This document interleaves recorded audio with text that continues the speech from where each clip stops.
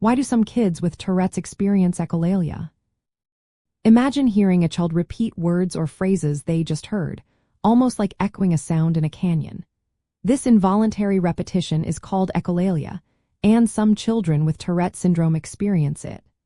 Tourette syndrome is a neurodevelopmental condition that causes multiple motor and vocal tics, starting in childhood.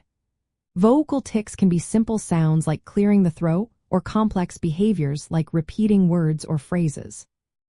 Echolalia is one form of these complex vocal tics. It involves repeating words spoken by others and is considered a common behavior in some children with Tourette syndrome. Children with Tourette's often have other neuropsychiatric conditions too, especially obsessive-compulsive disorder. Obsessive-compulsive disorder involves unwanted thoughts and repetitive behaviors. When a child has both Tourette syndrome and obsessive-compulsive disorder, echolalia may become more noticeable. This is because the repetitive nature of echolalia can be linked to compulsive behaviors or difficulty controlling impulses. The brain's chemistry plays a role here.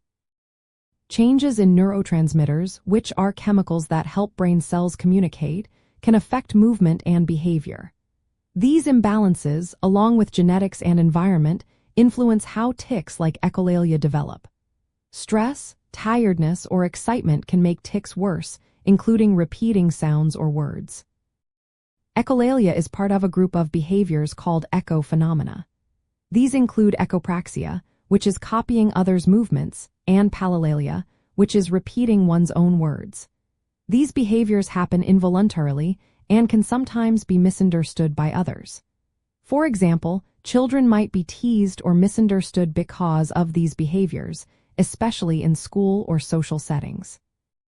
Children with Tourette's and echolalia may also face emotional challenges like anxiety, frustration, or difficulty focusing. These feelings can make managing their tics even harder. To help children with Tourette syndrome who experience echolalia, supportive tools are important. Behavioral therapies like comprehensive behavioral intervention for tics can teach children to recognize premonitory urges, which are sensations that come before a tic. Learning to manage these urges helps reduce the frequency of tics. Emotional support from family, teachers, and friends is also key. Educating everyone about Tourette syndrome and echolalia helps reduce misunderstandings and promotes patience. Creating a calm environment can lower stress, which often triggers tics. Teaching emotional regulation techniques can help children handle frustration and anxiety better. Supporting children involves focusing on their strengths and encouraging positive social interactions.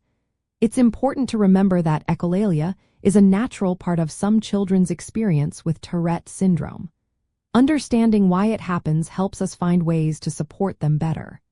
With the right tools and understanding, children can learn to manage their tics and build resilience.